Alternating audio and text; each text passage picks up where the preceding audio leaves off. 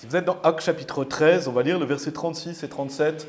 On ne va pas passer beaucoup de temps dans ce chapitre, mais il y a vraiment un passage que je voulais souligner, et on en reparlera un peu plus loin aussi. Notez ce qu'il est dit dans Actes chapitre 13, versets 36 et 37. Il est dit « Car David, après qu'il ait servi sa propre génération par la volonté de Dieu, s'est endormi et a été mis avec ses pères et a vu la corruption. Mais lui, que Dieu ressuscita, n'a pas vu la corruption. » Et le titre du message aujourd'hui, c'est « Comment vaincre son insécurité ?» Comment vaincre son insécurité? Donc, ce n'est pas comment vaincre l'insécurité. Vous allez voir, on ne va pas parler de l'insécurité, de la violence, des choses comme ça qui se passent dans notre monde. On va parler de son insécurité à soi-même.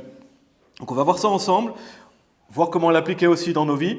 Alors, pour commencer, on vient juste de lire ici dans Actes chapitre 13. Regardez, je vais me focaliser au verset 36. Actes chapitre 13, verset 36, il est dit « Car David, après qu'il ait servi sa propre génération par la volonté de Dieu, s'est endormi et a été mis avec ses pères et a vu la corruption. » Donc ça parle du roi David. Bien sûr, on connaît le roi David, il est fameux. Il y a beaucoup de choses qui est dites sur le roi David dans l'Ancien Testament, beaucoup de son histoire qui est relatée. On sait qu'il a écrit beaucoup de psaumes. Il était le doux psalmiste d'Israël, donc c'était un grand homme de Dieu, assurément. Et la plupart d'entre nous, on connaît qui est le roi David. Il y a beaucoup de bonnes choses à dire sur lui. On sait aussi qu'il a gravement péché, donc il a eu un épisode vraiment mauvais dans sa vie. Mais d'une manière générale, David est sans aucun doute un des plus grands hommes de Dieu. Et il était appelé un homme selon le cœur de Dieu. Donc il y a beaucoup de choses à apprendre de David. Et une des choses qui ressort sur David ici dans le Nouveau Testament, quand il est dit « Car David, après qu'il ait servi sa propre génération par la volonté de Dieu, il est dit « s'est endormi ». Il est dit « s'est endormi », ça parle de la mort physique. Parce que la Bible, quand elle dit qu'on dort, ça parle d'un chrétien qui est mort. De manière générale, quand il est dit par exemple il dort, c'est qu'on est mort physiquement. Donc ça parle de quelqu'un qui est décédé. Et c'est intéressant parce que qu'est-ce qu'on dit d'une personne après son décès? C'est ce qui est décrit ici. En fait, qu'est-ce qui est dit de David après son décès? Et imaginez, lorsque notre heure est venue, personnellement, on sait qu'un jour on va mourir physiquement, et on espère que ce soit dans le plus longtemps possible, on espère vivre longtemps sur cette terre, n'est-ce pas? Mais imaginons à nos funérailles, et on ne sera pas là, mais imaginons le jour de nos funérailles, imaginons après notre mort, qu'est-ce qui sera dit sur nous? Et c'est une question importante à se poser, je pense. Qu'est-ce qui sera dit sur nous? Qu'est-ce que les gens diront de nous? Qu'est-ce que les gens ont pensé de nous? Qu'est-ce qui sera mis en avant? Et comment les personnes qui nous aiment, notamment, vont nous décrire?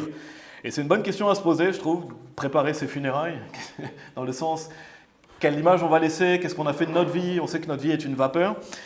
Et bien, il y a quelque chose qui ressort sur David ici, justement. Au verset 36, il est dit « Car David, après qu'il ait servi sa propre génération par la volonté de Dieu, s'est endormi et a été mis avec ses pères et a vu la corruption. » Quelque chose qui ressort sur David, il n'est pas dit qu'il a tué Goliath, il n'est pas dit certains de ses exploits, il dit qu'il a servi sa propre génération par la volonté de Dieu. Et donc c'est le fait d'être au service, n'est-ce pas? C'est une chose qui ressort sur David, c'est qu'il était un homme qui servait les autres. Et c'est une des raisons pourquoi, à plusieurs reprises d'ailleurs, il représente le Seigneur Jésus-Christ. Parce que le Seigneur Jésus-Christ était au service, il est le sauveur servant. Donc retenons cette notion de service, et on va y revenir plus tard dans le message, mais je voulais le souligner au début du message, on va revenir dans ce passage un peu plus loin. On va rentrer dans le message. Le titre du message, c'est « Comment vaincre son insécurité ?» Comment vaincre son insécurité? Première partie, qu'est-ce que l'insécurité? Parce que c'est un terme qui est utilisé pour désigner certaines choses. Et on le retrouve sur Internet. Si vous faites des recherches, vous allez le retrouver dans des articles, des vidéos ou autres. Je ne sais pas si vous avez entendu parler de ça, de l'insécurité de manière générale. Je ne vais pas couvrir tout le sujet. Vraiment, je vais faire une application pour nous. Donc, je vais parler des choses qu'on peut identifier, des choses sur lesquelles on veut s'améliorer et voir des choses clés par rapport à ça. Et il y a une chose que je veux qu'on retienne bien, chacun d'entre nous, avant de débuter ce message, c'est qu'on peut tous être plus ou moins sujet à ça. Je pense que personne ne peut dire « moi, j'ai jamais été insécure, j'ai jamais ressenti ça ». On peut être plus ou moins sujet à l'insécurité, parfois plus dans le passé, parfois plus aujourd'hui, c'est dépendant des personnes, mais je crois que c'est un sujet avec lequel nous, êtres humains, on peut lutter avec. C'est quelque chose qui est courant. Et la société, en plus, dans laquelle on vit, elle pousse les gens à développer de l'insécurité. Elle pousse les gens à aller dans cette direction. Alors, qu'est-ce que l'insécurité? En faisant des recherches et des réflexions, j'ai noté plusieurs concepts. Je vais vous les lire. Donc, j'ai noté plusieurs concepts pour définir cette notion d'insécurité, surtout sur les choses que je veux qu'on se focalise aujourd'hui. Donc, l'insécurité, ça se définit par qui n'est pas accompagné d'un sentiment de sécurité. C'est souvent relié à la vision qu'on a de soi-même par rapport aux autres. Ça peut être un manque d'estime de soi, donc une faible estime. Ça peut être un sentiment d'insuffisance, une comparaison aux autres, notamment négative, rechercher la validation des autres, aussi se sentir en insécurité par rapport à la réussite des autres, On peut parler, j'ai vu qu'on pouvait parler d'une voix intérieure qui dévalorise. Peut-être que vous avez déjà ressenti ça, quelque chose à l'intérieur de nous qui nous dévalorise, qui fait que voilà, on a une faible estime de soi, être critique envers soi-même. Bien souvent, la principale cause de l'insécurité dans tous les domaines de la vie, c'est une faible estime de soi. C'est beaucoup relié à la faible estime de soi. Une personne insécure a beaucoup de mal à accepter la critique, même si c'est constructif. Elle peut le prendre comme une attaque personnelle. Ça peut aussi induire un manque d'écoute et d'empathie envers les autres. Ça peut induire une tendance à faire la victime ou à adopter des comportements passifs, agressifs, aussi à être parano, centré sur soi. Ça peut être relié à certaines maladies, et j'en reparlerai un peu plus loin pour préciser, mais ça peut être relié à certaines maladies, et c'est à côté, mais certaines personnes voilà, qui ont aussi ça à côté, l'anxiété, la paranoïa ou le narcissisme. Et bien souvent, c'est souvent dû à des blessures passées ou à un environnement toxique. Donc ça, c'est plusieurs informations que je voulais vous donner. On va revenir sur certaines de ces choses, mais ça englobe ce concept pour bien qu'on sache que c'est que l'insécurité est une personne insécure. C'est pour ça que j'ai dit que ça n'a rien à voir avec l'insécurité, la violence, avoir peur, par exemple, d'être violenté, avoir peur dans le monde dans lequel on vit, parce qu'on est dans un monde malfaisant, c'est pas ça dont on va parler. On parle d'une personne insécure, et ça englobe les choses qu'on a vues ensemble. Alors pour résumer, qu'est-ce que l'insécurité? On va le développer par la suite. Maintenant, on va voir les signes d'une personne insécure. Ça aide à encore mieux visualiser ça en pratique. On va voir des signes d'une personne insécure. Il y a plusieurs signes du fait d'être une personne insécure, et pour ça, on va étudier plusieurs passages bibliques, parce que la Bible illustre parfaitement. Si vous dites où est-ce que c'est écrit dans la Bible, on va voir plusieurs passages. Je pourrais aller dans d'autres passages qui parlent de personnes insécures. Ça permet de visualiser quel est le comportement d'une personne insécure. Parce que ce qui nous intéresse le plus, c'est comment voir ça bibliquement. On ne va pas juste parler d'un sujet qui n'est pas biblique et qui n'a aucun intérêt. Encore une fois, on peut se retrouver dans un ou plusieurs signes. Vous allez voir à travers le message. Et justement, l'objectif de ce message, vous dites pourquoi faire un message là-dessus, c'est pour l'identifier.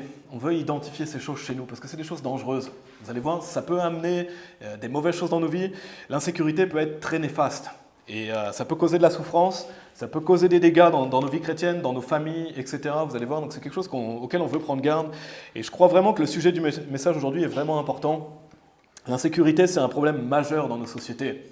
C'est un problème majeur. Quand vous pensez, par exemple, on est tous familiers avec ça, ce qu'on appelle les films, les séries, la musique, tout ce qui est prôné par le monde à travers ça, ça crée de l'insécurité chez les gens. C'est diffusé massivement à travers la publicité aussi. Si vous dites comment cette insécurité est projetée, notamment par le fait de faire des idoles. Le monde aime faire des idoles. Donc que ce soit des stars, des chanteurs, des chanteuses, il y a beaucoup d'idoles à travers la musique, le cinéma. On sait que c'est beaucoup prôné à travers la publicité. Le monde prône ça, l'idolâtrie. Et justement, à travers ces idoles, que ce soit sur des critères de beauté physique, souvent voilà, les idoles sont propulsées parce que c'est quelqu'un qui est beau physiquement ou autre, de richesse, de popularité, mais il y a ces idoles qui sont prônées, et ça peut provoquer quoi? De la comparaison entre les personnes. Ça va provoquer de la comparaison entre les personnes, ça peut faire croire qu'il faut être absolument comme telle ou telle personne, n'est-ce pas? Et il y a des gens qui veulent être comme leur idole, qui veulent être comme telle personne, qui veulent ressembler à telle personne, et ça crée de l'insécurité. Ça crée de l'insécurité, souvenez-vous, je vais vous donner quelques notions qu'on a vues dans la première partie, la vision que l'on a de soi-même par rapport aux autres. Cela peut être un manque d'estime de soi, une faible estime, un sentiment d'insuffisance, une comparaison aux autres, notamment négative, rechercher la validation des autres. Et ça, c'est massivement diffusé par nos sociétés, et le fait de se comparer aux autres. Souvent, qu'est-ce que les gens font? Ils se comparent à telle personne, ils se comparent à telle star, ils se comparent à tel sportif ou autre. Ça diffuse des idoles et ça peut provoquer une faible estime de soi chez les gens. Pourquoi? Parce qu'ils vont se dire, moi je ne suis pas comme telle personne, je ne suis pas aussi beau, je ne suis pas aussi populaire, je ne suis pas aussi riche, je ne suis pas aussi fort. Et les idoles, justement, le monde aime prôner le fait qu'une idole est parfaite. Je ne sais pas si vous avez remarqué, mais souvent, l'idole le monde pousse à ce qu'on l'idolâtre. Donc ça dépeint comme si la personne était parfaite, comme si la personne était bien, etc. Et ça provoque quoi? Un sentiment d'insuffisance. Je ne suis pas assez beau, pas assez riche, pas assez populaire, pas assez ceci ou cela. Et donc ça fait que les gens sont plus insécures. Notamment ça, mais ça peut être aussi une recherche de la validation des autres. C'est prôné aussi massivement par les réseaux sociaux, n'est-ce pas? Sur Facebook, sur TikTok, sur YouTube, etc. Beaucoup de gens diffusent leur vie, diffusent des choses sur eux-mêmes parce qu'ils veulent être validés par les autres, ils veulent être acclamés, adulés par les autres, comme si on se construisait à travers le regard des autres, en fait. Il y a beaucoup de gens qui diffusent toute leur vie comme si se construire, c'était est-ce que les gens vont me mettre j'aime, est-ce que les gens vont regarder mes photos et qu'est-ce que les gens pensent de moi, et on veut que les autres nous valident. La recherche aussi d'être meilleur que les autres. Ah, moi j'ai une famille plus grande, j'ai ceci, j'ai cela. Ça peut être plein de sujets différents où les gens des fois diffusent sur les réseaux sociaux pour faire croire qu'ils sont meilleurs que les autres ou qu'ils réussissent mieux que les autres. Donc j'espère que vous voyez ce que je veux dire, mais tout ça, ça prône massivement cette insécurité. L'insécurité est provoquée par la société dans laquelle on vit, elle est encouragée, mais même subtilement dans différents domaines, ça pousse les gens à être insécures. Donc on doit être vigilant face à ça.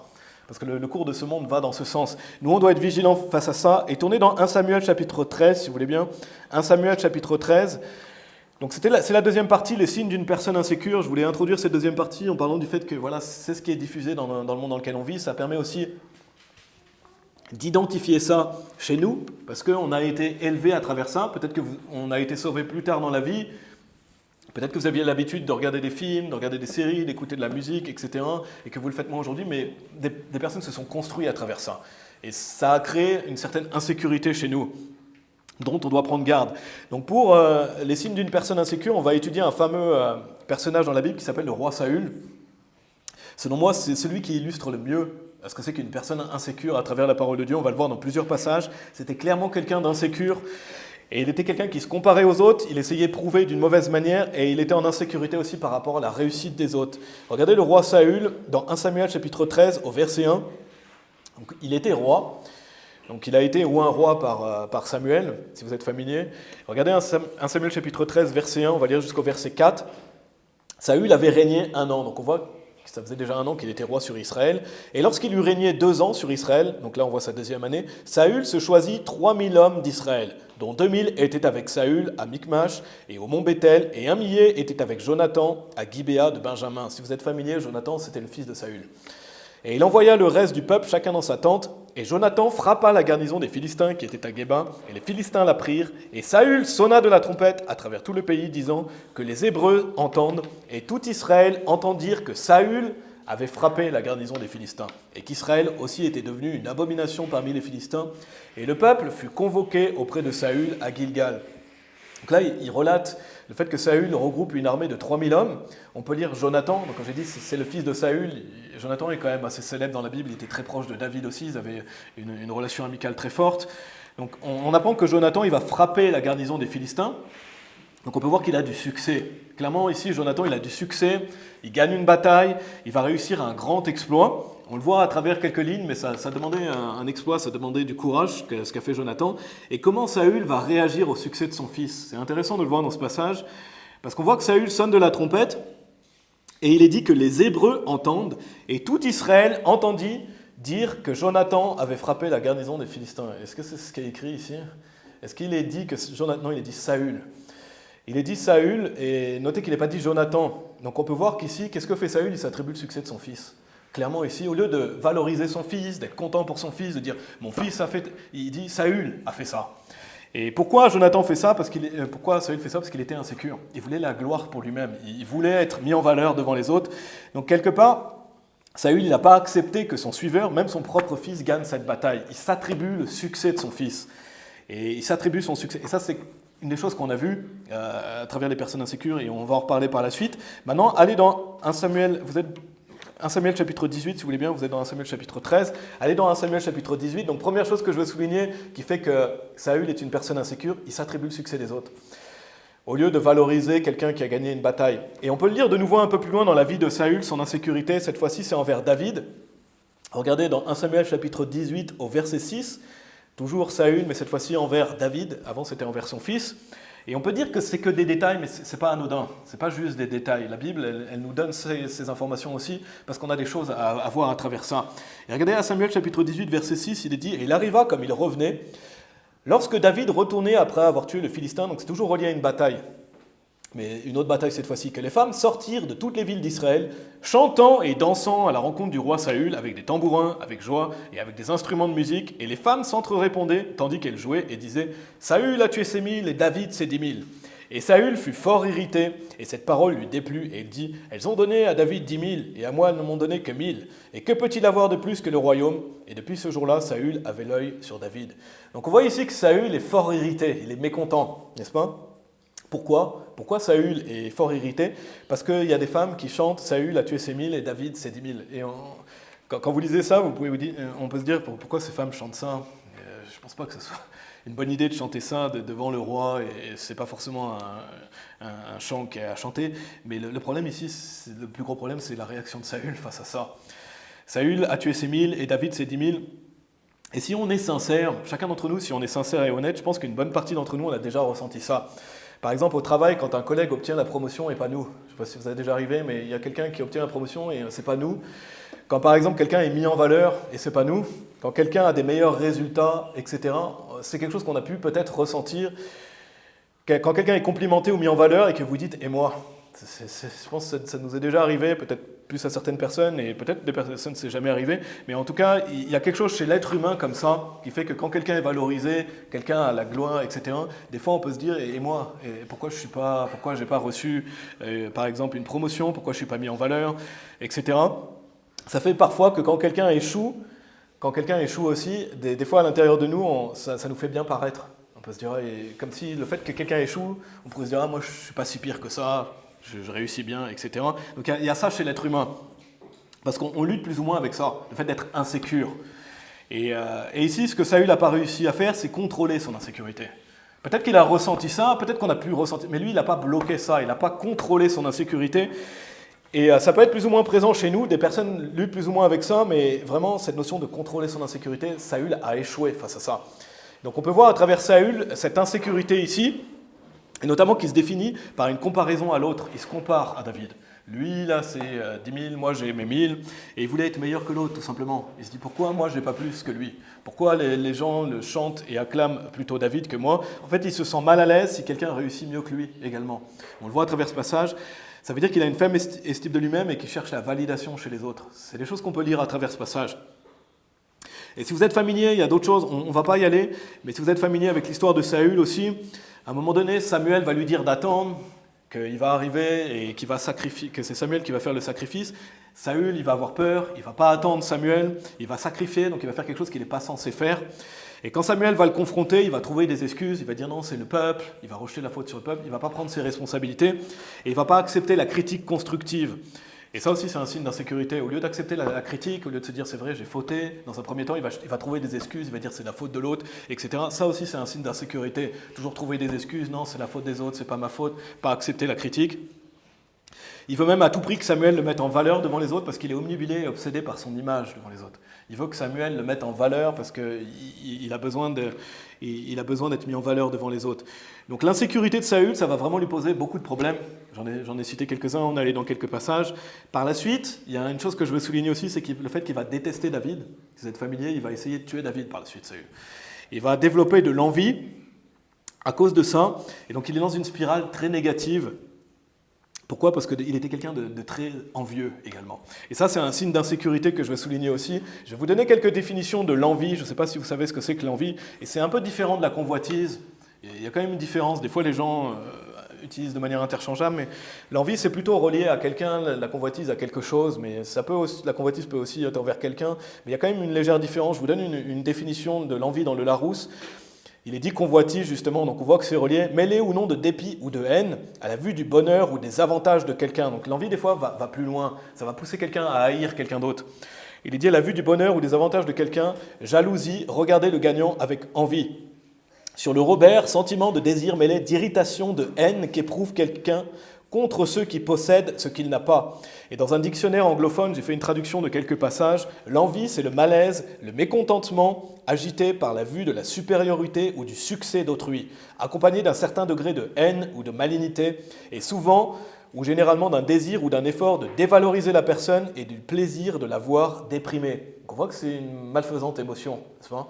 On ne peut pas dire que l'envie, c'est quelque chose de bon, ni pour nous, ni pour les autres. Quand on lit ça, et la Bible, bien sûr, condamne l'envie. On va aller dans d'autres passages où ça parle du fait de ne pas être envieux. Mais je vais vous lire, allez dans 1 Samuel chapitre 18, si vous y êtes. Peut-être que vous y êtes déjà, restez dedans, sinon retournez-y. Mais je vais vous lire Proverbe chapitre 27, verset 4. Si vous êtes familier avec ce proverbe, il est dit « Le courroux est cruel et la colère est outrageante, mais qui est capable de tenir devant l'envie ?» C'est un proverbe qui décrit l'envie comme quelque chose de vraiment malfaisant et quelque chose de dangereux. Parce que c'est comparé aux colères, le courroux, qui est une vive colère, la colère, et la Bible dit même plus fort que ça, il y a l'envie. Donc si vous développez de l'envie envers quelqu'un, Ça va aller vers le courroux et vers la colère, et ça va même au-delà, parce que qui est capable de tenir devant l'envie? Donc c'est une malfaisante émotion, et Saül était quelqu'un d'envieux. Clairement, il était envieux, on l'a vu. Dans le passage qu'on a lu tout à l'heure, il est dit « Et depuis ce jour-là, Saül avait l'œil sur David. » Et il n'avait pas un œil bienveillant ici sur David, n'est-ce pas? Il avait un œil mauvais. On parle d'avoir l'œil mauvais sur quelqu'un. Ça veut dire qu'il surveillait David parce qu'il se disait « Oula, lui, les gens l'acclament un peu plus que moi. Lui, il réussit un peu trop par rapport à moi. » Et ce qui fait ressortir son insécurité. Et il va essayer de le tuer. Donc si vous êtes dans 1 Samuel 18, regardez le verset 11, et c'est pas longtemps après. Là, on voit que Saül, il a un œil mauvais sur David. Quelques versets plus loin, je n'ai pas regardé combien de temps il s'est passé entre les deux, mais il essaye déjà de le tuer. Regardez 1 Samuel 18, verset 11. « Et Saül jeta le javelot, car il disait, je frapperai David et le mur. Et David s'esquiva de sa présence par 2 fois. » Donc, là, on voit que ça va loin, n'est-ce pas? Pas longtemps après, qu'est-ce que Saül essaye de faire? Éliminer David. Pourquoi il essaye d'éliminer David? Parce qu'il lui fait de l'ombre. Parce qu'il se dit, oula, lui, c'est un concurrent direct, il me fait passer pour quelqu'un de moins fort que lui, et clairement son insécurité ressort. Et c'est à travers l'envie, il va développer en fait une haine perpétuelle envers David. Regardez au verset 29, donc on a vu qu'il a essayé de le tuer, mais on voit que c'est perpétuel, c'est quelque chose qui cultive. Regardez au verset 29, 1 Samuel 18, verset 29, il est dit « Et Saül avait encore plus peur de David et devint l'ennemi de David continuellement. » Donc il a laissé cette envie s'installer, et maintenant David, et en plus il n'y a aucune raison. Il n'y a aucune raison qui fait que Saül a de quoi détester David. Il était sauvé, il fait gagner des victoires, il devrait se réjouir que quelqu'un fasse ça, et au lieu de ça, qu'est-ce qu'il fait? Il le déteste et il veut l'éliminer. Il veut l'éliminer, donc on peut voir l'un des fruits de l'insécurité. Pour ça que je vous ai dit tout à l'heure, c'est un message important, parce que l'un des fruits de l'insécurité d'une personne insécure, c'est le fait qu'on peut devenir envieux. Et l'envie, on peut voir à quel point ça peut mener Saül sur des chemins obscurs, n'est-ce pas? Ça va loin après par la suite, et c'est définitivement pas ce qu'on veut dans nos vies. Et quand je parle d'être envieux, je ne parle pas de quelqu'un qui a peut-être parfois des mauvaises pensées, on a parfois des mauvaises pensées, parfois on peut avoir un peu d'envie, des mauvaises pensées, etc. Quand on parle de quelqu'un d'envieux, on parle de quelqu'un qui cultive cette envie. On parle de quelqu'un d'extrêmement, qui cultive vraiment cette envie, qui est envieux, comme un convoiteux. On ne parle pas de quelqu'un qui a de temps en temps de la convoitise, on parle de quelqu'un qui est excessivement convoiteux. Là c'est la même chose, envieux. On voit que c'était sur le long terme, il laisse ça s'installer, ça va même jusqu'à le fait de vouloir tuer quelqu'un. Donc il marche dans l'envie, c'est quelqu'un d'envieux. Donc comment on peut appliquer ça? Ça peut être quelqu'un qui nourrit de la haine contre quelqu'un en étant envieux. Parce que si vous, par exemple, vous désirez ce que l'autre il a, vous dites lui il réussit plus que moi, lui il est valorisé plus que moi, etc. Si vous laissez l'envie naître dans vos cœurs, vous pouvez en venir à détester la personne. Et après à essayer de trouver des excuses pourquoi cette personne elle va pas, pourquoi vous êtes meilleur, etc. Donc c'est comme ça que ça peut se développer. Ça peut se développer aussi par le fait que si vous faites tout pour rabaisser quelqu'un sur le long terme, vous essayez de rabaisser la personne parce que vous dites qu'elle brille un peu trop. Ça peut être quelqu'un d'envieux également. Ça peut être aussi l'envier la position d'un autre et laisser ça aller sur le long terme. Vous dites, moi je veux sa position et ça va développer de l'envie et vous dites, moi je veux être à sa place, etc. Alors pourquoi parler de l'envie? Tournez dans 1 Samuel chapitre 22 si vous voulez bien. Pourquoi parler de l'envie aujourd'hui? Parce que vraiment il existe un lien entre l'insécurité et l'envie. Il y a un lien direct, on le voit dans la parole de Dieu, on le voit avec Saül. De plus, Saül c'était quelqu'un de parano aussi. Et la dernière chose que je veux souligner par rapport à Saül, c'est qu'il avait un comportement insécure, dans le sens aussi où il fait la victime. Et il a un comportement, ce qu'on appelle passif-agressif. Regardez dans 1 Samuel chapitre 22, donc il fait la traque à David. On a parlé du fait qu'il va détester David, il devient son ennemi continuellement. Mais regardez dans 1 Samuel chapitre 22 au verset 6, donc pendant qu'il traque David, pendant qu'il veut le mettre à mort, il est dit au verset 6, « Lorsque Saül apprit qu'on avait découvert David, et les hommes qui étaient avec lui, or Saül demeurait à Gibéa, sous un arbre, à Rama, sa lance à la main, et tous ses serviteurs se tenaient auprès de lui. Alors Saül dit à ses serviteurs qui se tenaient autour de lui, « Écoutez, vous Benjamites, le fils de Jessé, donc ça c'est David, le fils de Jessé, donnera-t-il à chacun de vous des champs et des vignobles, et vous établira-t-il tous, capitaines de milliers et de centaines, que vous ayez tous conspiré contre moi, et qu'il n'y ait personne qui ne m'avertisse que mon fils a fait alliance avec le fils de Jessé, et qu'il n'y ait aucun de vous qui soit inquiet à mon sujet, et ne m'avertisse que mon fils a soulevé mon serviteur contre moi, pour me dresser des embûches comme il le fait aujourd'hui. » Et une chose qui saute aux yeux, et vous pourrez relire en Samuel 22 si vous voulez plus tard, c'est que Saül fait la victime. Il dit « Tout le monde a conspiré contre moi ». Il dit « Et qu'il n'y a aucun de vous qui soit inquiet à mon sujet ». Et ce n'était pas vrai que déjà tous avaient conspiré contre lui, et certainement il y a des gens qui étaient inquiets de lui. Ici, il fait la victime de David. Il dit, c'est David le méchant, c'est lui le bourreau, moi je suis la victime. Et il fait clairement ici la victime, alors que David lui a rien fait. Et il n'a rien fait. En plus, il se dit, oh, vous avez tous conspiré contre moi. Donc on voit qu'il est parano. Et il n'y en a aucun de vous qui soit inquiet à mon sujet. Oh, vous ne vous souciez pas de moi, pauvre de moi. Et c'est ce que fait ici Saül, il fait la victime. Alors que c'est lui le bourreau, c'est lui qui persécute David. Et regardez un peu plus loin en verset 12, 1 Samuel chapitre 22, verset 12, il est dit « Et Saül dit, écoute maintenant, toi, fils d'Ahitub », donc il parle au prêtre ici, et il répondit « Me voici mon Seigneur ». Et Saül lui dit « Pourquoi avez-vous conspiré contre moi, toi et le fils de Chessé, quand tu lui as donné du pain et une épée, et que tu as interrogé Dieu pour lui, afin qu'il se soulève contre moi pour me dresser des embûches, comme il le fait aujourd'hui ?» Donc il fait non seulement ça avec ses hommes, mais il le fait aussi avec le prêtre ici. Il s'appelle Ahimelech, c'est le fils d'Ahitub, c'était le prêtre, et le prêtre, c'est celui qui a fourni des vivres à David. Si vous êtes familier, il lui a même donné l'épée de Goliath, il lui a fourni des vivres, parce que David est allé le voir. Mais le prêtre, il n'avait pas connaissance du fait que Saül voulait tuer David, visiblement, quand vous lisez le passage. Donc Saül fait un faux témoignage. Il est en train de dire, tu savais, tu l'aides, et comme si David voulait dresser des embûches à Saül, alors que c'est l'inverse. On voit clairement ici qu'il fait la victime. Et qu'est-ce qui va se passer par la suite? Malheureusement, Saül va même le tuer. Il va tuer le prêtre, enfin il va le faire tuer, et il va faire tuer 85 personnes. Donc ça va loin. Il va faire tuer 85 personnes, tout ça parce qu'il est envieux de David, tout ça parce qu'il est insécure. Donc à travers Saül, je pourrais développer plus, mais j'ai d'autres choses à dire dans le message, on voit vraiment des signes majeurs d'insécurité. Et on veut prendre garde à ça. C'est un exemple, c'est des exemples pour nous. La Bible nous dit que voilà, il y a beaucoup de choses qui nous servent d'exemple pour nous aujourd'hui. Quel signe on veut prendre garde par rapport à Saül? Le fait qu'il se compare sans arrêt aux autres. On ne veut pas être quelqu'un qui se compare sans arrêt aux autres. Quelqu'un qui se compare aux autres, quelqu'un qui veut chercher la validation des autres et la gloire personnelle également. Parce que là, Saül, il cherche la validation, il cherche la gloire personnelle, il ne supporte pas que David ait plus de succès que lui. Il a une faible estime de lui-même, il ne supporte pas la réussite des autres. Et souvent, ça va ensemble. Quand on a une faible estime de soi, on ne supporte pas que les autres réussissent. Et il était envieux, il a cultivé l'envie et ça va le conduire à haïr. Et on connaît la suite. Donc c'est des choses auxquelles on veut prendre garde parce qu'au final, Saül s'est détruit. Il a fini par se suicider même par la suite. Saül va se suicider, il va même détruire sa vie. Et bien sûr, il n'y a pas que l'insécurité qui l'a conduit sur ce chemin. Il y a aussi sa désobéissance envers Dieu.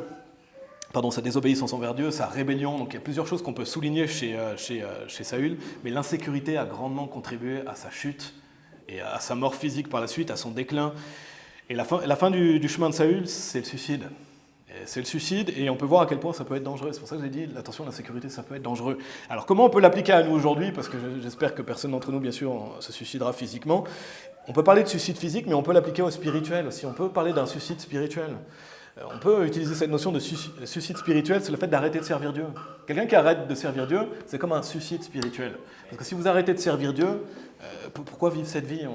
On est ici pour servir Dieu. Bien sûr, on peut avoir des hauts et des bas, mais si on laisse sur le long terme, si on arrête de servir Dieu, c'est ce qu'on peut appeler un suicide spirituel. Et combien de personnes insécures arrêtent de servir Dieu? Je peux vous assurer qu'il y a beaucoup de gens insécures qui arrêtent de servir Dieu. Pourquoi? Parce qu'ils se comparent aux autres. Parce qu'ils sont sans arrêt en train de se comparer aux autres, donc au bout d'un moment, peut-être qu'ils se sentent insuffisants, ou ils sentent que quelqu'un est meilleur qu'eux, ils ne supportent pas, ils sont en train de se comparer aux autres, parce qu'ils cherchent la validation chez l'autre aussi. Ils se disent pourquoi je ne suis pas tout le temps mis en valeur, etc. Parce qu'ils ne supportent pas la réussite des autres aussi. Il y a des gens qui ne viennent pas à l'église parce qu'ils ne supportent pas que des gens réussissent. Ils ne supportent pas que des gens réussissent dans leur famille, dans leur vie chrétienne, et ça les fait se sentir mal, donc ils partent. Ça peut être ça peut être aussi le fait d'envier une personne. Il y a des gens qui vont envier une personne et qui vont arrêter de servir Dieu pour ça. Donc c'est des choses auxquelles on veut prendre garde parce que ça peut mener au suicide spirituel. Donc on veut contrôler notre insécurité. Il y a une autre personne que je veux souligner, elle est dans 2 Rois chapitre 9, donc c'est toujours dans cette deuxième partie. Je voulais qu'on voit des exemples par rapport à cette insécurité. On voit que c'est biblique, on le voit à travers Saül. C'est les signes d'une personne insécure. Une autre personne que je veux souligner plus rapidement, c'est Jézabel. Jézabel, c'était une femme extrêmement malfaisante dans la Bible. Le Nouveau Testament met en valeur à quel point elle était malfaisante également. Son mari, c'était Achab, c'était le roi d'Israël. Il était aussi insécure, je ne sais pas si vous êtes familier avec Achab, mais c'était un homme insécure, mais on ne va pas parler de lui. C'était un roi malfaisant qui était soumis à sa femme, mais je vais me focaliser sur sa femme, Jézabel. Il y a un point que je trouve intéressant, que je veux souligner par rapport à ça. Si vous êtes familier, donc Jézabel, c'était quelqu'un de cruel. Pour moi, c'était clairement une psychopathe. Elle était complètement dérangée, cruelle, elle faisait tuer les gens, elle n'avait aucune pitié, aucune empathie. Mais regardez, il y a un verset que je vais souligner sur Jézabel, c'est dans 2 Rois chapitre 9, c'est le verset 30. Jéhu venait faire vengeance, justement, il va faire tuer Jézabel. Jézabel va mourir physiquement, mais regardez ce qui est dit au verset 30, il y a un verset intéressant. Il est dit « Et lorsque Jéhu arriva à Jezréel », donc il arrive pour faire tuer Jézabel, Jézabel l'a pris, donc elle sait que Jéhu vient pour elle, pardon. Il est dit « Et elle peint son visage et orna sa tête et regarda par la fenêtre. » Et c'est intéressant parce qu'il y a une chose que je vais souligner dans ce passage, je ne pense pas que ce soit un hasard si Dieu a mis ce verset, parce qu'il aurait pu ne pas avoir ce verset dans la Bible. Pourquoi Dieu a mis ce verset ici ? Parce que je pense que Jézabel, c'est une femme obsédée par son image physique. C'est clairement ce qui ressort ici. Elle est obsédée par son apparence physique. Quand elle sait que Jéhu arrive, qu'est-ce qu'elle fait ? Elle peint son visage, elle orne sa tête et elle regarde par la fenêtre. Donc là, ça ne parle pas d'une femme qui se fait belle pour son mari. Elle n'est pas en train de se faire belle pour son mari, pour plaire à son mari dans la situation, n'est-ce pas ? Ça ne parle pas non plus d'une femme qui prend soin d'elle d'une manière sobre ici. Ça parle d'une femme malfaisante qui est en train de se peindre, donc ça veut dire se maquiller, on pourrait dire aujourd'hui, pour être vue des autres, n'est-ce pas ? Là, elle ne fait pas ça pour, comme j'ai dit, des bonnes raisons. Elle fait ça pour séduire, pour manipuler, certainement. Elle avait l'habitude de faire ça. Donc ce n'est pas anodin s'il y a ça. Elle avait des mauvaises intentions, clairement, et donc il y a un problème que je veux souligner et qui est majeur, qu'on voit à travers ce verset aussi, et qui est dans notre société actuelle, c'est cette insécurité chez les femmes de vouloir plaire aux autres, n'est-ce pas ? Il y a plein de femmes, malheureusement, insécures, qui se construisent selon le regard des autres, parce qu'elles veulent absolument plaire aux autres, elles veulent absolument être trouvées belles par tout le monde, elles ont cette insécurité, et je parle d'un point de vue physique. Et ça, c'est un problème majeur dans nos sociétés aussi, également aujourd'hui. Combien de femmes sont obsédées par leur apparence aux yeux des autres ? Combien de femmes pensent qu'à ça, leur physique ? Comme s'il n'y avait que le physique qui comptait, comment les autres vont me voir ? Est-ce que je vais être la plus belle ? Est-ce que les autres vont me désirer, etc. Et comment elles vont vouloir plaire physiquement à des hommes qui ne sont pas leur mari ? Parce que là, clairement, Jézabel, ce n'était pas son mari. Elles sont désespérément en quête d'approbation par la séduction. Et il y a beaucoup de femmes comme ça dans la société moderne. Elles sont désespérées qu'un homme les regarde, qu'un homme les valorise, qu'un homme dise qu'elles sont la plus belle, etc. Encore une fois, je ne parle pas d'une femme envers son mari, je ne parle pas non plus d'une femme qui chercherait un mari de manière sobre et honnête, mais je parle de, malheureusement, comment dans notre société moderne, combien de jeunes filles sont en quête perpétuelle du regard des autres sur leur apparence physique, n'est-ce pas ? Et on le voit, et c'est massif dans notre société. À travers les réseaux sociaux, combien de femmes se filment à travers les réseaux sociaux pour montrer leur visage, montrer leur beauté, etc. Elles sont obsédées par leur apparence physique, comme s'il n'y avait que ça, comme si l'approbation des autres et le fait d'être valorisé par les autres, c'était ça la vie. Et c'est bien triste, n'est-ce pas ? Parce qu'on sait bien que la vie, c'est pas ça. En plus, quel accomplissement on a d'être beau physiquement ? Si vous êtes beau physiquement, vous n'avez rien accompli dans la vie, en fait. Dieu vous a donné ce physique. Et Dieu soit loué si quelqu'un a un beau physique, mais quelqu'un qui a un beau physique, il n'a rien accompli dans la vie. C'est Dieu qui lui a donné son physique. Donc il n'y a pas de quoi se vanter d'être beau physiquement. C'est pas ça dont on veut se vanter. Donc malheureusement, comme je dis, beaucoup de jeunes filles sont en quête perpétuelle du regard des autres et c'est prôné massivement aussi dans notre société superficielle et centrée sur soi. Parce que ces femmes-là sont mises en valeur. Elles sont mises en valeur. Il y a des stars qui sont mises en valeur par rapport à ça. Il y a des idoles qui sont faites. Donc je pense que vous voyez ce que je veux dire. Attention à cette insécurité chez une femme également. Ce n'est pas quelque chose de sain, ce n'est pas quelque chose qu'on veut. Ce n'est pas quelque chose qu'on veut pour nos enfants non plus. On ne veut pas que nos enfants grandissent, si on a une fille, et qu'elles soient en quête perpétuelle du regard des autres et à chercher à plaire aux autres. Comme si la vie, elle consistait au regard des autres sur soi. Quelle triste vie, n'est-ce pas, de penser d'être uniquement obsédé par comment les autres me perçoivent. Est-ce que je suis le plus beau ? Est-ce que je suis la plus belle ? C'est vraiment une vie vaine. Et bien souvent, ça va aussi avec le fait de s'habiller. Combien de femmes aujourd'hui et de filles, même de jeunes filles malheureusement, s'habillent comme des prostituées ou montrent leur nudité pour essayer de plaire aux autres, pour essayer qu'un homme les regarde, pour essayer de recevoir un compliment, parce qu'elles suivent le cours de ce monde, comme si c'était ça, la vie. C'est triste. Et il y a des hommes qui luttent avec ça aussi. Il n'y a pas que les femmes, mais il y a des hommes aussi qui luttent avec ça. Ils peuvent aussi, par exemple, on peut faire un exemple avec les hommes, peut-être qui est plus parlant pour un homme, il y a des hommes qui peuvent faire de la musculation à l'excès. Ils peuvent aller dans les salles de sport sans arrêt, pas pour être un homme fort, pas pour être en forme physiquement, pas pour être un homme plus fort, mais pour le regard des autres sur soi. Et combien on voit d'hommes comme ça qui font de la musculation juste pour qu'on les regarde, parce qu'ils se sentent plus forts. En fait, ils sont insécures. Ils sont insécures et ils veulent compenser ça, ils veulent dominer les autres. Ou ça aussi, c'est de l'insécurité. Comme je dis, c'est pas avec des bonnes intentions. Quelle est l'intention derrière ? Et ça aussi, c'est aussi prôné par notre société, comme si être un homme, c'était écraser les autres, dominer les autres, etc. Donc je vous ai donné 2 exemples de personnes insécures. Ça permet de mettre le doigt sur ce problème d'insécurité. Donc attention à ça. On peut tous plus ou moins lutter avec ça. On peut tous peut-être avoir été élevés avec ça, avoir regardé des choses là-dessus. Mais si on est quelqu'un de trop insécure, c'est dangereux. On l'a vu avec Saül. Donc c'est dangereux. Et le titre du message, c'est Comment vaincre son insécurité. La première partie, qu'est-ce que l'insécurité? On a vu ça ensemble. Deuxième partie, les signes d'une personne insécure. Maintenant, on va voir justement cette notion de comment la vaincre. Comment arriver à vaincre son insécurité. Et c'est le titre de la troisième partie, c'est Identifier et vaincre son insécurité. Identifier et vaincre son insécurité. Donc on a pu déjà identifier certains points. Je vais vous en rappeler quelques-uns. Je préfère vous le rappeler au fur et à mesure aussi. L'insécurité est beaucoup reliée à la vision que l'on a de soi-même par rapport aux autres. On l'a clairement vu avec Saül. Il était obsédé par son image, obsédé par comment les autres le voient, obsédé comment il était mis en valeur, etc. Donc c'est beaucoup relié à l'estime de soi. C'est parce qu'en fait il avait une mauvaise estime de lui, qui se comparait aux autres. Il avait une faible estime. Il avait un sentiment d'insuffisance. C'est une comparaison aux autres, notamment négative, c'est rechercher la validation des autres, c'est aussi se sentir en insécurité par rapport à la réussite des autres, avoir du mal à accepter la critique. Donc on a pu étudier certaines de ces choses à travers certaines personnes de la Bible. Maintenant la troisième partie, c'est identifier et vaincre son insécurité. Et pour compléter quelque chose que j'avais mentionné tout à l'heure, je dis que je reviendrai dessus, ça peut être lié à des maladies telles que l'anxiété, la paranoïa et le narcissisme. Ça peut être relié à ça de ce que j'ai trouvé. Et pour ce qui est de l'anxiété, je voulais parler un peu de ça, parce qu'on peut plus ou moins être anxieux.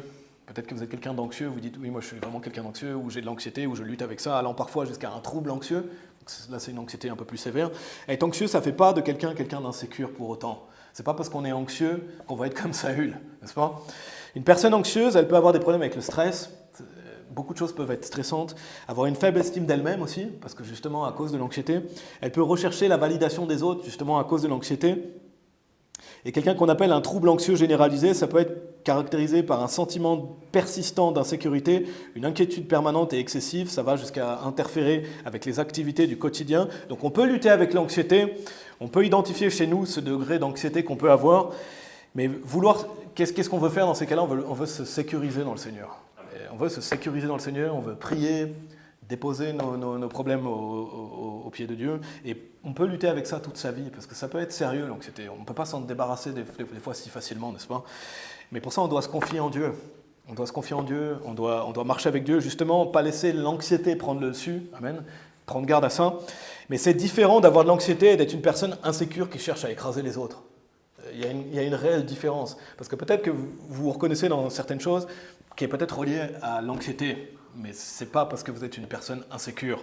Et je veux faire le point, parce que des fois, des gens manquent de confiance en eux, ont une faible estime d'elles-mêmes. À cause de l'anxiété, ça ne veut pas dire que c'est des gens insécures qui veulent écraser les autres, qui sont envieux, qui veulent... Non, ce n'est pas la même chose, vous voyez ce que je veux dire? Il y a un degré. On peut être insécure pour certaines choses parce qu'on est anxieux, des peurs et du stress, mais ce n'est pas pour autant qu'on va agir comme Saül. Parce que Saül, ça va loin, c'est quelqu'un de narcissique qui est centré sur lui, il est envieux, il veut la vaine gloire. Donc il y a une différence entre les deux. Donc je voulais aussi le souligner. On peut manquer de confiance en soi, mais ne pas être comme Saül, n'est-ce pas?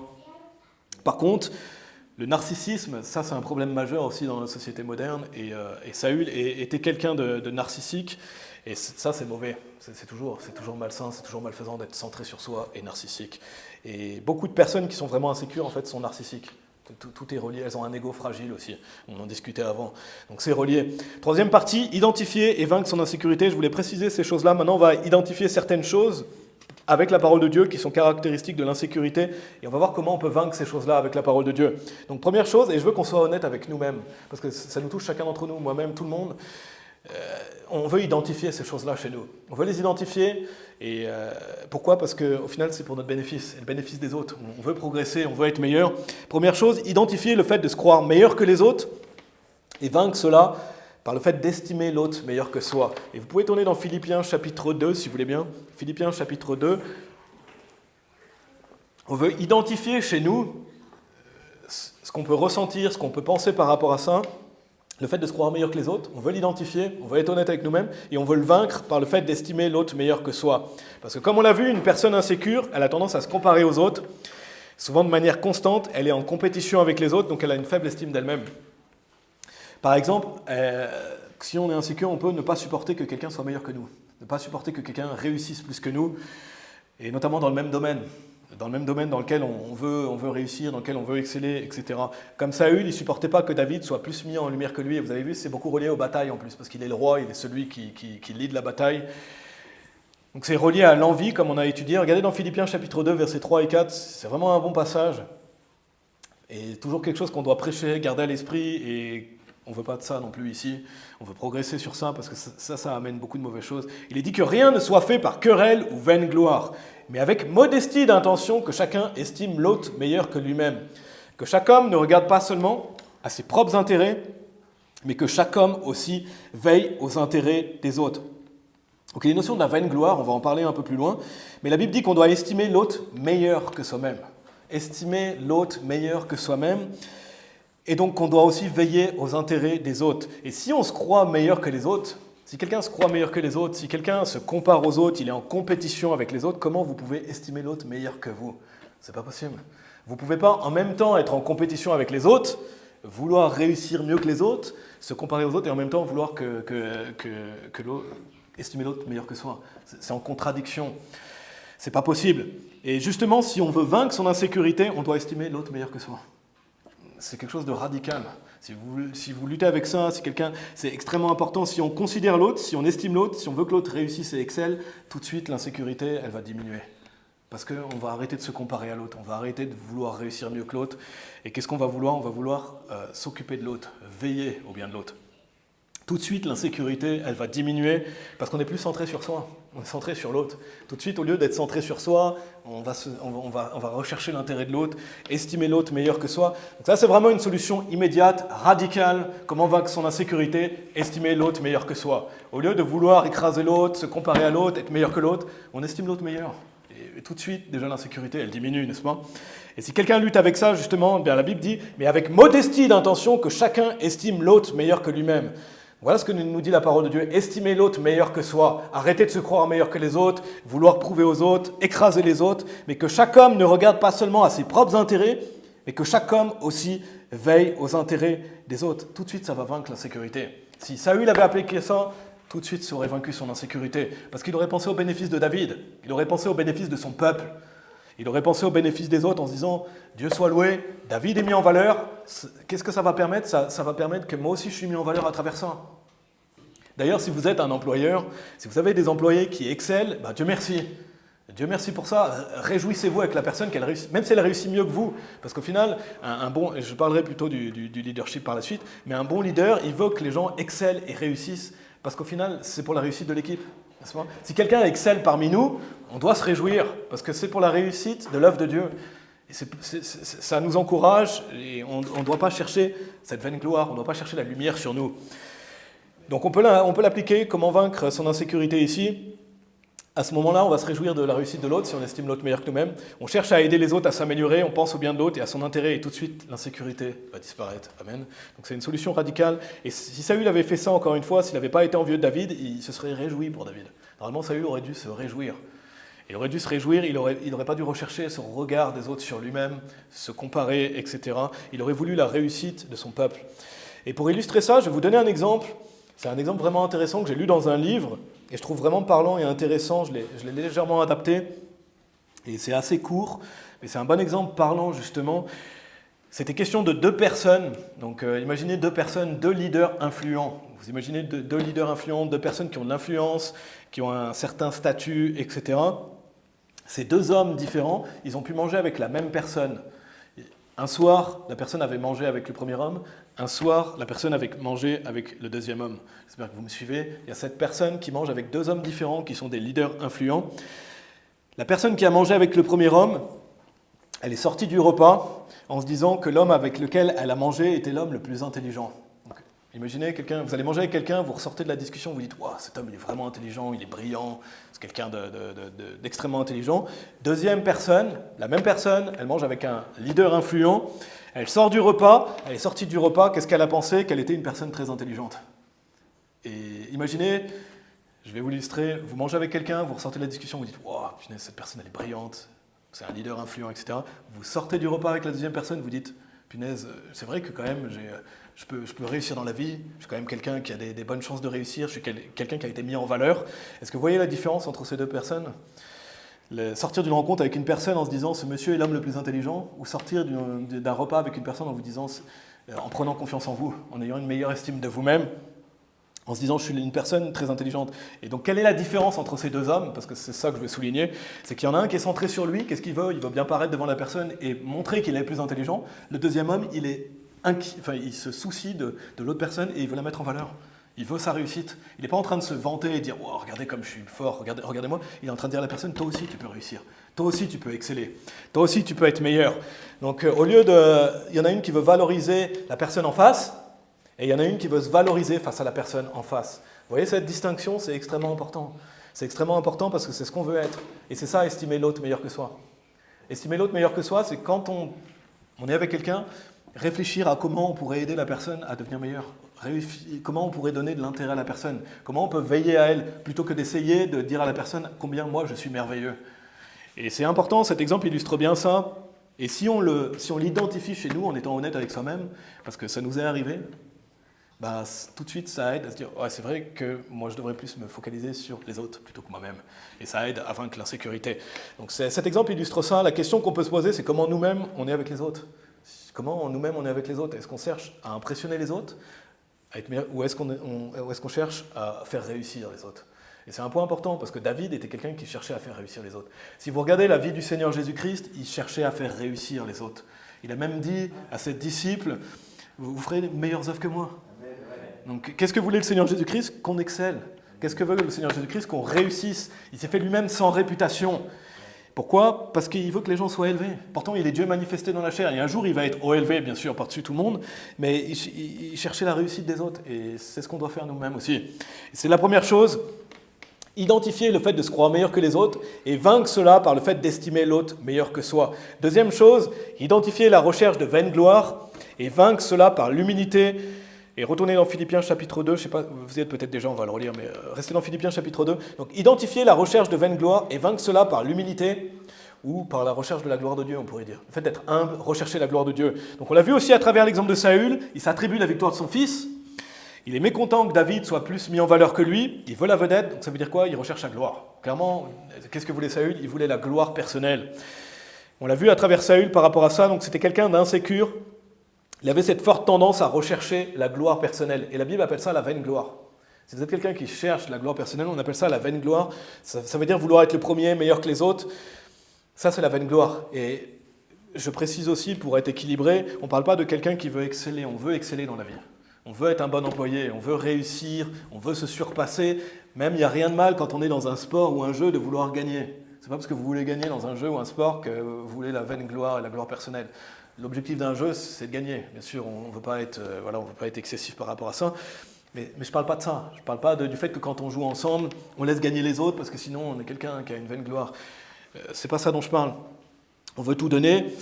Là, on parle de quelqu'un qui est obsédé par le fait de briller personnellement. On parle de quelqu'un qui est obsédé par ça, qui veut à tout prix être meilleur que tout le monde et battre les autres afin de quoi? De recevoir une gloire personnelle. Donc regardez Philippiens chapitre 2, versets 3 et 4, on va les relire, parce que justement, il y a cette notion de vaine gloire. Il est dit que rien ne soit fait par querelle ou vaine gloire, mais avec modestie d'intention que chacun estime l'autre meilleur que lui-même, que chaque homme ne regarde pas seulement à ses propres intérêts, mais que chaque homme aussi veille aux intérêts des autres. Donc la vaine gloire, c'est justement vouloir la gloire personnelle, la gloire pour soi. Le fait d'être intéressé par le fait d'être glorifié, adulé par les autres, admiré par les autres. Et bien sûr, on veut parfois être mis en valeur, c'est normal, tant mieux si Dieu nous met en valeur. Si on est honoré, si on réussit, tant mieux. C'est parfois plaisant que quelqu'un nous dise, voilà, tu as bien travaillé, qu'on ait une reconnaissance, mais on veut le faire de la bonne manière. C'est pas pour la gloire personnelle qu'on a fait ces choses. On les a fait parce qu'on veut, on veut être un bon employé, par exemple, on veut être un bon chrétien, on veut faire les choses avec un bon cœur, une bonne intention, et Dieu peut nous honorer, il peut nous élever. La Bible dit que Dieu honore ses serviteurs. Mais ça, c'est pas pour la vaine gloire ou écraser les autres, ça c'est différent. Et donc on ne veut pas avoir un problème dès que les autres sont mis en valeur ou réussissent. Allez dans Galates chapitre 5, donc dans Philippiens chapitre 2, il est dit que rien ne soit fait par querelle ou vaine gloire. Donc attention à cette vaine gloire, et il parle à une église. Donc c'est un problème dans une église. Et il faut faire gaffe à ça. Et c'est pour ça que c'est le sujet à prêcher régulièrement. On ne veut pas être dans cette vaine gloire, parce que ce n'est pas bénéfique à l'œuvre de Dieu. Donc on ne veut pas avoir un problème dès que les autres sont mis en valeur ou réussissent. Au contraire, on veut se réjouir. Quand quelqu'un réussit, on veut se réjouir. On veut se réjouir pour les autres, on veut encourager les autres, dire Dieu soit loué, on veut être encourageant et se réjouir pour les autres. Regardez Galates chapitre 5, verset 24. Il est dit « Et ceux qui sont à Christ ont crucifié la chair avec les affections et les convoitises. Si nous vivons en l'esprit, marchons aussi en l'esprit. Ne soyons pas désireux de vaine gloire, nous provoquant l'un l'autre, étant envieux l'un de l'autre. Et encore une fois, il parle à une église et il parle encore de la vaine gloire. Une fois, il parle aux Galates, une fois, il parle aux Philippiens. Pourquoi? Parce que c'est un problème majeur. C'est un problème majeur dans les églises de vouloir la vaine gloire. Parce que si on est quelqu'un qui veut la vaine gloire, qu'est-ce que ça va entraîner? Des querelles. Ça va entraîner des querelles, des disputes, des comparaisons aux autres. Ça n'entraîne pas des bonnes choses. Et la Bible ici parle de la vaine gloire comme une affection de la chair, parce que notre chair peut vouloir ça. Notre chair peut vouloir cette vaine gloire. Elle peut vouloir ces choses-là. Ça peut être plus ou moins présent chez quelqu'un. La Bible dit, ne soyons pas désireux de vaine gloire. Donc ça doit venir de nous. Si vous êtes quelqu'un qui lutte avec ça, ça doit venir de vous et vous dire, non, je vais mortifier ma chair et je ne vais pas laisser cette vaine gloire prendre le dessus. Non, je vais plutôt penser à l'intérêt des autres. Donc si quelqu'un ne veut pas progresser là-dessus, il ne pourra pas. Parce que là, c'est une affection de la chair, mais pour lutter contre ça, pour vaincre ça, il faut marcher par l'esprit et penser à l'intérêt des autres. Donc, on voit le danger, le fait de se provoquer l'un l'autre. Donc, ça amène de la compétition entre les personnes. Quand quelqu'un est dans la vaine gloire, ça va amener de la compétition, parce qu'il va se comparer aux autres, il va essayer, etc. Donc, ça provoque les autres. Et encore une fois, on voit le fait d'être envieux. Il est dit, ne soyons pas désireux de vaine gloire, parce que si on est comme ça provoque les autres. Et il est dit, étant envieux l'un de l'autre. Encore une fois, on voit ce lien étroit entre l'insécurité et l'envie. Donc on ne veut pas ça, on veut s'introspecter, être honnête avec soi-même, n'est-ce pas? Chacun d'entre nous, on doit être honnête avec nous-mêmes, vouloir progresser. Et comment on fait ça? En marchant par l'esprit, en voyant que c'est une affection de la chair, marchant par l'esprit. Et à quoi on doit penser? Donc on doit comprendre on doit estimer l'autre meilleur que soi, vouloir l'intérêt de l'autre, parce que ultimement, la vie chrétienne, elle n'est pas à propos de nous. La vie chrétienne n'est pas à propos de nous. La vie chrétienne n'est pas à propos de vous pouvez remplir avec votre prénom. La vie chrétienne est à propos du Seigneur Jésus-Christ. Ce n'est pas à propos de nous, la vie chrétienne, n'est-ce pas? Quand on sert Jésus-Christ, ce n'est pas pour la vaine gloire, c'est pour la gloire de Jésus-Christ. Donc on doit garder ça à l'esprit, on doit se souvenir de ces choses-là. Le plus important, c'est quoi? C'est l'œuvre de Dieu. Et à travers l'œuvre de Dieu, bien sûr, Dieu nous bénit et nous récompense. Mais quand on se soucie de ça, quand on se soucie de l'œuvre de Dieu plutôt que nous-mêmes, on va plus se soucier des autres. Parce qu'on voudra que les autres continuent à servir Dieu. On voudra encourager les autres. On voudra les estimer meilleurs que nous parce qu'on ne voudra pas que les autres arrêtent de servir Dieu au lieu de vouloir la vaine gloire pour soi-même. On doit chercher l'intérêt des autres parce qu'ultimement, quand on cherche l'intérêt des autres, c'est pour l'intérêt de Christ et de son œuvre. Si quelqu'un nous quitte parce qu'entre nous, on cherche à se provoquer la vaine gloire, on cherche à écraser les autres et que quelqu'un part, c'est malfaisant, c'est triste. Parce que cette personne aurait pu servir Christ, et c'était ce qu'il fallait. Ce n'est pas nous-mêmes le centre d'intérêt, c'est le Seigneur Jésus-Christ. Et ça passe par l'humilité. Donc, ça passe par l'humilité. C'est pour ça que je vous ai dit, identifier la recherche de la vaine gloire et vaincre cela par l'humilité, être humble. Réaliser que ce n'est pas à propos de nous. Et ça passe par le fait de rechercher la gloire de Dieu plutôt que notre gloire personnelle. Et pour illustrer ça, il y avait cette différence majeure entre David et Saül. Quand Saül voyait le succès de quelqu'un, quand il voyait quelqu'un avoir les bénédictions de Dieu, avoir le pouvoir de Dieu sur sa vie, il faisait tout pour le rabaisser. Il faisait tout pour le rabaisser, il l'enviait ou il se comparait parce qu'il était insécure. Au contraire, David, si vous êtes familier avec la vie de David, il va prendre des hommes, la Bible dit, qui étaient dans les dettes, des hommes qui étaient mécontents, il va prendre ces hommes-là et il va en faire devenir des hommes vaillants. Et il y a les vaillants, les hommes puissants de David. David a fait devenir des hommes normaux, ou même parfois on pourrait dire des hommes en dehors de la société, il en a fait devenir des hommes vaillants. Pourquoi? Parce qu'il pensait à l'intérêt des autres, parce qu'il pensait à la réussite des autres. Et donc on veut prendre exemple sur David par rapport à ça, il les faisait devenir meilleurs. Et encore une fois, ultimement, le Seigneur Jésus fait ça. Et on veut prendre exemple sur le Seigneur Jésus-Christ. Il élevait les autres, il cherchait l'intérêt des autres. Retournez dans Actes chapitre 13, j'accélère un peu. Troisième chose, mais rapidement, parce qu'on en a déjà parlé, je vais simplement le mentionner, identifier l'envie ou la convoitise et vaincre cela par le fait de chercher à plaire à Dieu. Donc on en a déjà parlé, je ne vais pas trop développer, attention à cette malfaisante émotion qu'est l'envie, ou même la convoitise de ce que l'autre a. Arrêtez de marcher dans ça, de la nourrir, mais plutôt chercher à plaire à Dieu. Plutôt que de chercher à se comparer aux autres, d'être envie des autres, cherchons à plaire à Dieu. Et c'est un travail à un plein temps de plaire à Dieu. Plutôt que de plaire aux hommes, on veut plaire à Dieu, n'est-ce pas? Au lieu de vouloir être meilleur que tout le monde pour ultimement plaire aux hommes ou la gloire des hommes, on veut être centré sur le fait de vouloir plaire à Dieu. Et en plus, quand on marche avec Dieu, Dieu nous donne de la faveur devant les hommes et devant Dieu. Donc c'était la troisième chose, identifier l'envie ou la convoitise et vaincre cela par le fait de chercher à plaire à Dieu. Quatrième chose aussi rapidement, identifier la volonté d'être servi par les autres et vaincre cela par la volonté de servir les autres. On l'a lu dans notre chapitre de référence, on va relire Actes chapitre 13, verset 36. Où il est mention de David, comme on avait dit, il est dit « Car David, après qu'il ait servi sa propre génération par la volonté de Dieu, s'est endormi et a été mis avec ses pairs et a vu la corruption. » Donc une chose qui ressortait sur David, c'est le fait qu'il était au service des autres. Et il était au service de Dieu, au service des autres, il est dit par la volonté de Dieu aussi. Donc c'était pas juste servir les autres, C'était servir les autres pour la volonté de Dieu, par la volonté de Dieu. C'est pas répondre à toutes les demandes des gens, c'est pas ça. Non, c'était pour servir Dieu ultimement. Mais au lieu de vouloir que les autres nous servent ou nous admirent ou nous adulent, ce qui est insécure, au lieu de vouloir que... Il y a des gens qui sont managers comme ça. Et des managers, tout ce qu'ils veulent, c'est que les gens les servent. C'est que les gens les admirent, les adulent, etc. Au lieu de vouloir ça, David, qu'est-ce qu'il voulait? Il voulait plutôt servir les autres. Donc une solution radicale, encore une fois, pour vaincre l'insécurité, plutôt que d'être admiré, adulé, c'est de servir les autres. Si vous servez les autres, le Seigneur Jésus, il s'est rabaissé, il a lavé les pieds de ses disciples. Et il a montré le modèle de ce que c'est qu'un serviteur. Au lieu d'avoir cette insécurité, l'attention, elle est portée sur l'autre. On est là pour servir les autres. On n'est pas là pour être servi. On peut prendre des exemples, mais que ce soit dans notre famille. Par exemple, si vous êtes un père, si vous êtes une mère, on peut prendre l'exemple d'un père. Un père, c'est un mari. Un mari, il est au service de sa femme. Un mari, il sert sa femme. Comment? En allant travailler, en subvenant aux besoins de sa famille, en lidant sa famille spirituellement, en protégeant sa famille. Quand le père fait ça, il se met au service de sa famille. Une mère, pareil, une femme, on va dire une femme pour l'instant, une femme, elle est au service de son mari en étant soumise. Elle est au service de son mari en s'occupant de son mari, en s'occupant de sa maison. Donc elle est au service. Et donc quand elle fait ça, elle aura moins le temps d'être insécure. Elle ne va pas vouloir être servie, elle va servir les autres. Pareil, les parents qui s'occupent de leurs enfants et de leurs intérêts. Quand on est parent, on doit veiller aux intérêts de nos enfants plutôt qu'à notre propre intérêt, n'est-ce pas? Qu'est-ce qu'un bon parent il fait? Il veille à l'intérêt de ses enfants. Qu'est-ce qui est bénéfique à mon enfant? Pas qu'est-ce qui est bénéfique à moi-même. Qu'est-ce qui va lui profiter? Comment je vais pouvoir aider mon enfant dans l'instruction et l'admonition du Seigneur? Parfois, ça nous demande de prendre des décisions qu'on n'a pas envie de prendre, mais on le fait pour le bénéfice de notre famille. Donc, qu'est-ce qui est bénéfique à nos enfants? Si vous n'êtes pas père, mère, pas d'enfant, dans notre travail séculier, pour un homme, vouloir faire du bon travail, vouloir servir son entreprise, faire du bon travail, se mettre au service de l'entreprise par exemple, au lieu de vouloir être servi par les collègues, on veut servir les autres et on veut être un bon employé. Une femme qui travaille à la maison, elle veut se mettre au service de sa maison. Pareil dans l'église, c'est servir les frères et sœurs. Quand on vient ici, on veut se servir les uns les autres, on n'attend pas d'être servi par les autres, on veut servir les autres.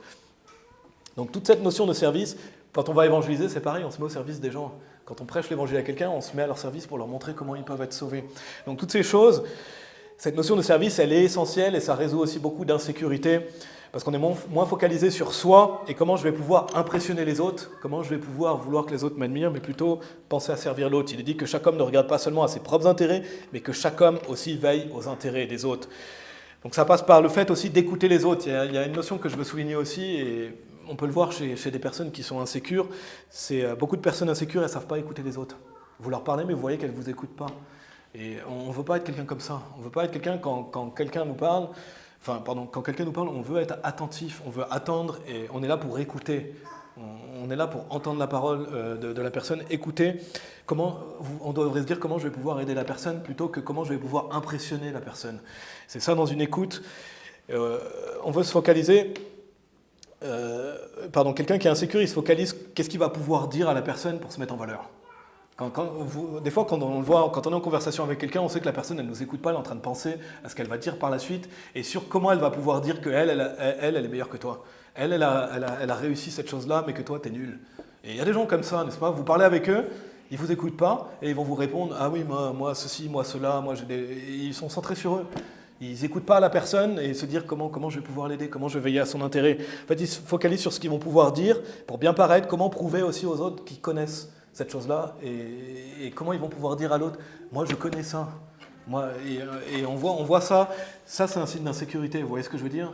Et on a déjà parlé avec des personnes comme ça, on ne veut pas être comme ça. On a déjà été comme ça aussi, si on est honnête. On ne veut pas être comme ça parce que c'est extrêmement important. Si on est trop insécure, on ne peut pas réellement écouter les autres.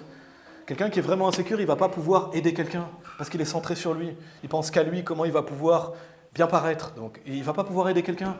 Parce que si on veut aider quelqu'un, on veut chercher son intérêt et pas chercher sa propre gloire. Et une personne insécure, elle est bien souvent narcissique, centrée sur elle. Donc c'est des choses importantes. Peut-être que c'est des choses qui peuvent nous faire mal. Peut-être que c'est des choses avec lesquelles on lutte, mais c'est extrêmement important. Si on voit tout ça ensemble, c'est pour notre bénéfice. Donc quelqu'un qui manque d'assurance, il est en quête d'approbation des autres et de validation, il ne peut pas prendre soin des autres. Si vous êtes quelqu'un qui est sans arrêt en quête d'approbation, de validation, on ne peut pas donner aux autres correctement si on est comme ça. On ne peut pas bien mener non plus les autres.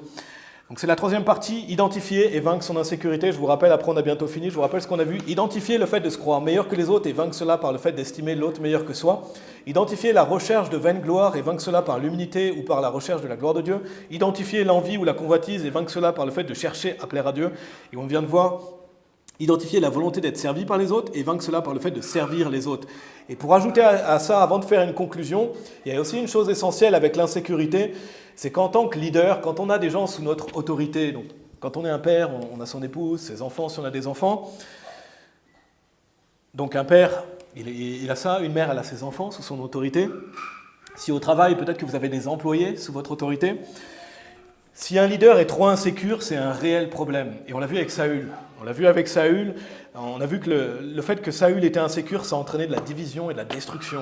Donc une des pires choses qui soit, et justement ça doit nous faire réfléchir quand on lead des gens, c'est de ne pas être insécure. Parce que si on est un leader insécure, ça porte préjudice aux personnes qui nous suivent.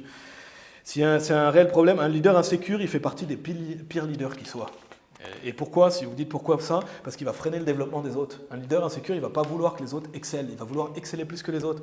Donc il va freiner, et on voit ça dans les entreprises, et c'est reconnu. Si vous faites des recherches sur le leadership, comment être un bon leader, l'un des pires freins pour être un bon leader, c'est d'être insécure, parce que si vous êtes insécure, vous n'allez pas vouloir que les autres réussissent. Qu'est-ce que vous allez faire? Freiner leur développement, minimiser les choses. Et il y a des gens qui sont comme ça, des managers qui sont insécures, ils ne supportent pas qu'un employé réussisse, parce qu'ils se disent « Ah non, c'est pas moi qu'on va regarder, c'est lui ». Donc ça peut freiner le développement des autres, c'est parce qu'il veut garder la lumière sur lui. Pareil, ça fait partie des pires leaders. Pourquoi? Parce qu'il va chercher à écraser les autres. Il va chercher à prendre le dessus. Donc ça va faire d'un tyran. Des fois, vous voyez des leaders tyranniques qui essayent de prendre le dessus sur vous. C'est parce qu'ils sont insécures. D'ailleurs, qui sont les personnes les plus insécures qui existent? Les réprouvés. Les réprouvés, ils sont totalement insécures. Ils sont remplis de toute injustice, de l'orgueil. Ils sont complètement insécures. Donc qu'est-ce qu'ils veulent tout le temps? L'approbation des autres, le regard des autres, être meilleur que les autres, écraser les autres. Ils sont obsédés par ça, à l'extrême, bien sûr. Mais si vous êtes un leader réprouvé, c'est des tyrans, généralement. C'est des tyrans qui écrasent les autres, méprisent les autres, et c'est pas ce qu'on veut être. Autre chose qui fait qu'un leader insécure fait partie des pires leaders, c'est qu'il méprise les autres parce qu'il a une faible estime de lui. Si vous avez une faible estime de vous, vous allez mépriser les autres. Et il faut faire attention à ça. Justement, en tant que leader, le travail d'un leader, c'est de voir les autres réussir. Le travail d'un leader, c'est de voir les autres exceller et devenir meilleurs que soi-même. C'est ce que David a fait. Le succès d'un leader, il se mesure sur le fait que les gens qui le suivent réussissent. Ça c'est un bon leader. Si quelqu'un arrive à faire devenir les autres meilleurs, il a été un bon leader. Un bon leader, il s'efface pour faire réussir les autres. Et c'est ce qu'on veut. Et c'est notre travail en tant que leader, par exemple, en tant que mari, de voir les autres réussir, quelle que soit la position de leadership qu'on a, voir les autres avoir du succès et de grandir, on doit se réjouir pour ça. Si on est trop insécure, on va freiner ça, ou on va empêcher ça, donc on doit prendre garde à ça. Et il y a des réels dangers de l'insécurité, on l'a étudié avec Saül, qu'on soit leader ou non, parce que peut-être que vous n'avez pas de position de leadership, mais le fait de se croire meilleur que les autres et de mépriser les autres, ça fait partie des dangers de l'insécurité. On a vu le fait de ne pas se remettre en question, et je n'ai pas trop souligné ça, mais quelqu'un qui est insécure, il a du mal à accepter la critique, parce que vu qu'il a déjà une faible estime de lui, si vous allez le critiquer, il va chercher il va pas supporter la critique parce qu'il se considère déjà comme quelqu'un de nul. Et c'est pas comme ça qu'on doit se considérer, n'est-ce pas? Bien sûr, on veut être humble, mais on ne doit pas se considérer comme la raclure du monde. On ne doit pas se dire, moi je suis la raclure, je suis nul, je ne vaux rien. Ça pas un bon comportement, n'est-ce pas? Oui, on doit se considérer humble, on doit estimer l'autre, mais on doit quand même aussi avoir confiance dans les choses qu'on peut faire, n'est-ce pas? Parce que si on manque de confiance en soi, c'est pas ça non plus. Donc cette notion de remettre en question, au final, si on est insécure, on ne va jamais être heureux. Et ça, c'est une notion importante aussi qu'on doit garder à l'esprit. On ne va jamais être satisfait parce qu'on n'est jamais satisfait parce qu'on on se compare aux autres. Donc si on se compare aux autres, on ne va jamais être satisfait. On ne va jamais être heureux parce qu'on est tout le temps en train de se comparer ou vouloir prouver aux autres. Au lieu de vouloir prouver aux autres, prouvons à Dieu, n'est-ce pas? Et cherchons pas à faire ces choses-là. Ça va aussi entraîner un manque de discrétion et de savoir-être parce qu'on est obsédé par soi-même. Et vraiment, oublions pas ça. Et si ça peut faire réfléchir justement, peut-être quelqu'un qui écoutera, si vous êtes insécure, ça se voit. Je vous le dis, ça se voit. Et peut-être que des gens le voient moins, mais c'est honteux d'être insécure. C'est pour ça qu'on veut changer. Ça se voit. Et on doit avoir, si on a cette tendance, on doit avoir honte de ça. Ça ne veut pas dire qu'on ne va pas faire des erreurs, on va faire des erreurs. Mais on doit vouloir changer ça parce qu'il y a des gens qui le voient. Il y a des gens qui le voient et les gens savent comment vous parlez. Les gens savent comment vous vous comportez, n'est-ce pas? À l'opposé, on doit s'intéresser aux autres et se demander comment on va aider l'autre pour être meilleur. Et on peut tous manquer plus ou moins de reconnaissance aussi. Si vous dites, moi, j'ai pas eu beaucoup de reconnaissance dans mon enfance, ou pas beaucoup de gens m'ont donné de la reconnaissance, peut-être que c'est notre cas. Il y avait peut-être pas beaucoup de gens qui sont réellement intéressés à nous, mais justement, soyons cette personne qui s'intéresse aux autres. Soyons cette personne qui élève les autres. Si on a manqué de reconnaissance, soyons cette personne qui donne... Déjà, je ne sais pas si vous avez remarqué, mais dans la vie, il n'y a pas beaucoup de gens qui nous donnent de la reconnaissance. Il n'y a pas beaucoup de gens qui nous valorisent, n'est-ce pas? La plupart des gens ne sont pas là pour nous valoriser. Mais si on manque de ça, et si on sait déjà qu'il n'y a pas beaucoup de gens qui font ça, faisons-le pour les autres. Soyons cette personne qu'on voudrait que les gens soient avec nous. D'ailleurs, la Bible dit qu'on doit faire aux autres comme on aimerait qu'on fasse envers nous. Et peut-être que si vous faites plus ça, des gens vont le faire envers vous aussi. Donc on doit avoir cette tendance justement d'être cette personne qui élève les autres. Cette personne qui soutient quand c'est nécessaire, qui réconforte en étant moins insécure. Et parfois on va échouer, comme j'ai dit, on doit tous progresser, des personnes plus que d'autres. Et attention à ne pas tomber par rapport à ça aussi. Si vous dites, moi, tout va bien par rapport à ça, Saül, il avait bien commencé. Il était petit à ses propres yeux, donc Saül avait bien, et il a mal fini. Donc ça ne veut pas dire qu'aujourd'hui, si vous ne luttez pas avec ça, ça ne va pas être le cas plus tard. Saül avait bien commencé, il a mal fini. Donc attention voilà, que celui qui se tient debout prenne garde de peur qu'il ne tombe. Donc soyons toujours vigilants avec ça. Donc on a vu bibliquement aujourd'hui des clés pour vaincre notre insécurité. J'espère que ça nous aidera chacun d'entre nous. Et n'hésitez pas à les réécouter si nécessaire, mais c'est vraiment important, c'est un sujet important, comment vaincre son insécurité, parce qu'on peut l'être plus ou moins. Et notre société prône ça massivement, ça va à l'encontre de ce que le cours de ce monde enseigne. Et nous, justement, on veut être différents, on veut être plus comme David, qui a servi sa génération. On veut que quand on va mourir physiquement, les gens se disent « cette personne m'a aidé, cette personne, voilà, je me souviens de ça par rapport à cette personne, ça. » Et on a servi notre génération, on a aidé les autres. Et ultimement, on a servi Dieu, parce que ultimement, tout ça, c'est pour servir Dieu. On l'a vu, c'est clairement ce qu'enseigne la Bible. On va prier. Merci Père, merci pour ta parole. Merci Seigneur pour ces passages bibliques, Seigneur, et toutes ces choses qu'on peut lire dans l'Ancien Testament qui sont pour notre admonition, notre instruction, Seigneur. Je prie pour que nous puissions, chacun d'entre nous, être honnêtes avec nous-mêmes, Seigneur. Identifier notre insécurité, Seigneur, pour pouvoir la vaincre ultimement par ce que ta parole dit, Seigneur, par le fait d'être plus humble, estimer l'autre meilleur que nous-mêmes, le fait de servir les autres, le fait de rechercher ta gloire, Seigneur. Aide-nous, chacun d'entre nous, à bien garder ça à l'esprit, aide-nous à ne pas nous croire meilleurs que les autres, voilà. Au final, ultimement, c'est pour être un meilleur chrétien, c'est aussi pour qu'on puisse être un meilleur groupe, parce que si chacun d'entre nous on prend ça à cœur, on va se soucier des autres, être plus accueillant, plus bienveillant, plus s'aider les uns les autres, et c'est ce qu'on veut.